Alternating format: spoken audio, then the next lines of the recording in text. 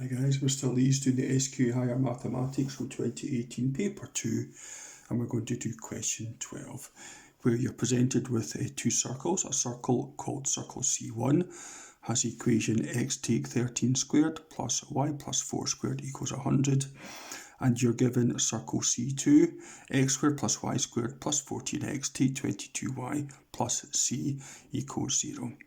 So for A, Part 1, write down the coordinates of the centre of C1, and for A part 2, show that C in that circle there is equal to negative 455. So let's get on with this one here. So for 13, part A, x take 13 squared plus y plus 4 squared equals 100. Now we compare this with the appropriate formula from the formula sheet. So the formula sheet gives you two formulas. We have this one here, and that's the appropriate one for it given in this way. We'll be using this top one later on in this sum, but for the moment, let's concentrate on this one. X take a squared plus y take b squared equals r squared. Represents a circle, centre AB and radius r.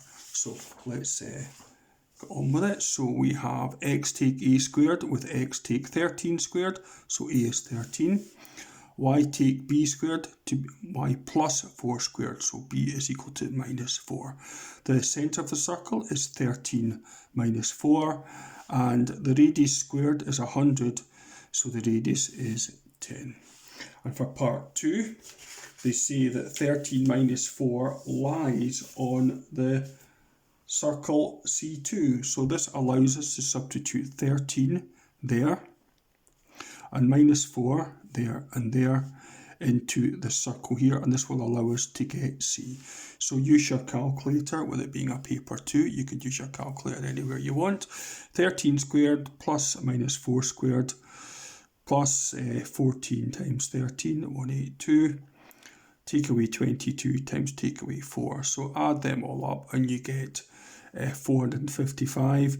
Move them over, minus 455. So C is negative 455. Then moving on to part B. A line joining the centres of the circle intersects C1 at P. Determine the ratio which P divides a line joining the centre of the circle, hence or otherwise get the coordinates of P. So here we have circle C2 there, and we have circle C1 there, and we have this point here cutting the centre in a certain ratio.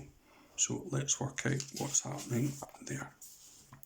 So for this one here, we actually need to get the centre of circle C2. Now we actually know the equation of C2 fully.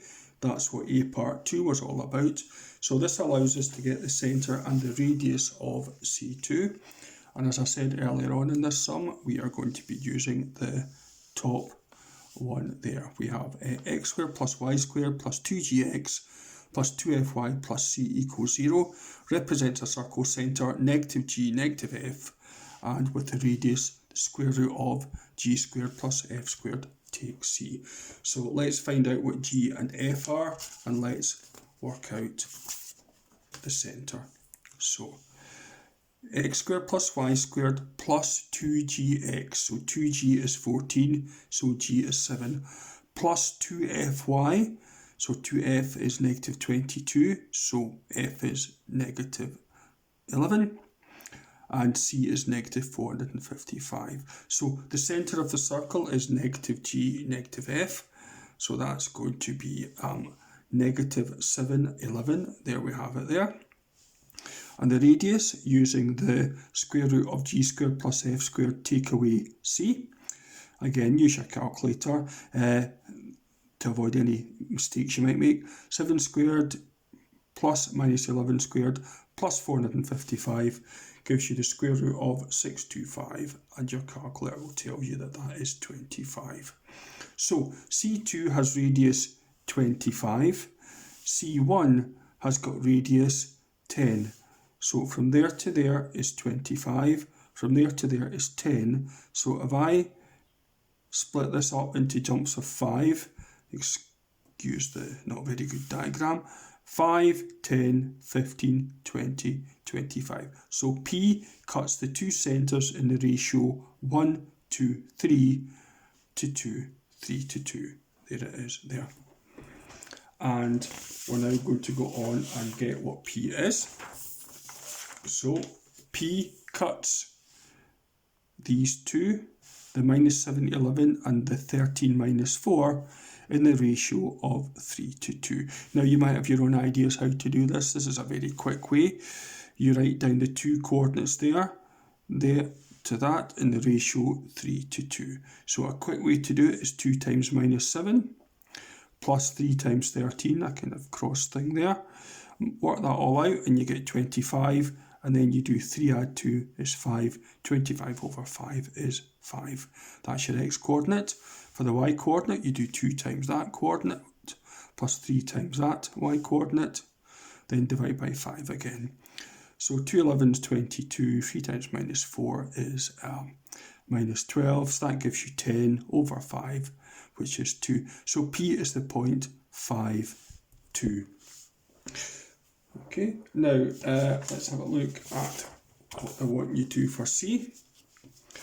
P is the centre of a third circle which they're calling C3. C2 touches C3 internally. Determine the equation of C3. So there's actually quite a lot of thinking to do for the 1 point.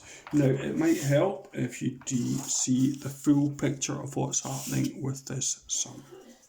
Okay, so there's C1, there's P, and this is the centre. Now C2 touches C3 internally. That means that C2 lies inside C3 and touches it at 1 point only. So if you've got a circle there and you've got to draw a circle, the only way you can have C2 touching C3 from the inside is if it touches at this point over here. Okay, so the question was, what is the equation of C3? Well, to get the equation of any circle, you need the centre, which is 5, 2. We got that earlier on, and we need the radius. Okay, now the radius of C2 is 25. So 5, 10, 15, 20. So that's 25. 5, 10, 15, 25 and 15 make 40. So C3 has got a radius of 40, as you can see there. So we have a circle, radius 40, with a centre of 5, 2. There we have it there. X minus a squared plus y minus b squared is r squared. So x minus 5 squared plus y minus 2 squared equals 40 squared. Use your calculator and that gives you 1600. And that's that one done.